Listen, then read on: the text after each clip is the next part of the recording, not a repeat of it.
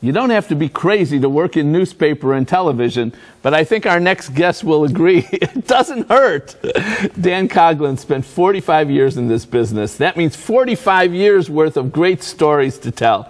Lucky for us, he's put them all in a book, Crazy with the Papers to Prove It. Stories about the most unusual, eccentric, and outlandish people I've known in 4 decades as a sports journalist. And Dan is here today to talk to us. Thank you so much, Dan. Armin, thanks for having me. Those were good times back then. My plain dealer days, 1964 to 82. It was like going to Cedar Point. The characters going through the offices all the time. Yeah. And our viewers all know you as a personal friend. You came into their home for years on television, right. too. Right. So we first read the title, Crazy with the Papers to Prove It. It sounds a little bit like you're saying you were crazy, but that's not what you're saying. No, in fact, that's the reason that my wife did not like the title. She said people are going to think that you were the nut. And no, I knew so many. I wrote stories about these people, and people always said, you ought to write a book about them. And so I did. Well, I want you to talk just about a couple of these. Okay. Let's start with the one about you and Junior O'Malley. Chapter 1. What is that? Tell us that. He was the most degenerate gambler you have ever. There he is, a picture of him at Thistledown. He was a totally degenerate horse player. And I met him, one of the first people I met at the Plain Dealer when I started there. You've never made a wager. Oh, didn't I? I haven't had a winner in years. I made a wager, though. Oh, I have. In fact, the first time Junior took me out to Thistledown, he was a printer at the Plain Dealer, had a fine union job. And then, when Thistledown opened in the spring, he took a leave of absence from the Plain Dealer to work as a mutual clerk at Thistledown for half the pay. Well, it didn't matter because it all wound up back in the betting on the horses. But the first time he took me out to Thistledown and he marked my program. He picked the winner in every race. Wow. And when the day was over, I looked and I didn't have a winner. And he said, do you know how hard that is? That's right. Yeah. All right, Stella Walsh. Tell us about that. Oh, my God, Stella. You know, Stella was called the greatest woman athlete of the first half of the 20th century.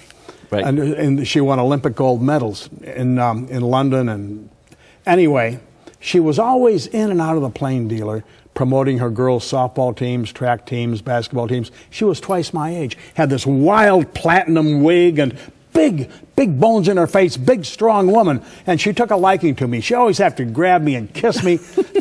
And she always wanted to race. Yeah. Yeah. So, okay, finally, she was nagging. So I said, okay, I'll race you.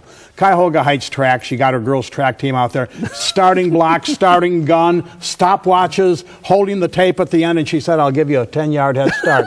So, by the way, she was, this is 1967. I was like 27. She was 54. She was twice my age. And how much did you beat her by? I held her off. She gave me a 10-yard head start, and I did one. I held her off by 1 step. And she said, now you've qualified for the finals. Oh, no. And she said, this time we'll race even. So, cigarette break, have a Pell-Mell, grind it out down on the cinder track. Off we go, and all I see are her flying feet and the cinders flying up in my face. Then she takes me to Stan Orzek's saloon, and she drank me under the table at 11 o'clock in the morning. Double humiliation. One more. Years go by. Oh, okay. She got shot accidentally in a holdup. Oh, no. And the coroner did an autopsy on her. And they discovered that she had both male and female equipment. She was a hermaphrodite. Wow. And I was vindicated. It meant that I didn't lose to a woman, I lost to a man and a woman. We have time for one more? One more. Let's do one more. When you tried out for the Parma football team. Yes. At age 28. Yes. Hal Lebovitz's idea. George Plimpton had written a book, Paper Lion. Right. And so Hal said, why don't we localize it here, do it with the Browns? No, let's do it with a high school team. I was a young-looking guy, and so we picked a school where I didn't think anybody would know me, Parma High School.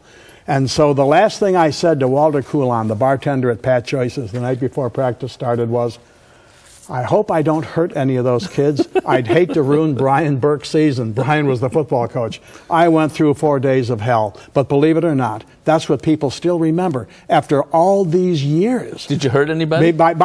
No, just yourself. Just myself. Bruised my ego. Hurt one of those kids. They darn near killed me. Hardest assignment I ever had, but people loved it back in those days. There's a chapter on that. As you can tell, Dan is a great storyteller. Dick Goddard says that's why everyone wants to sit next to him at the bar. Since you may not get that chance, pick up Dan's book, Crazy with the Papers to Prove It. You'll get all the great stories without the hangover. To find out more about the book and where you can buy it, call Gray & Company 800-708-2819 or go to their website, www.grayco.com. My thanks to Dan for coming in today. Great. Armand, thanks for having me. Next, the family home is yours to sell. Now what?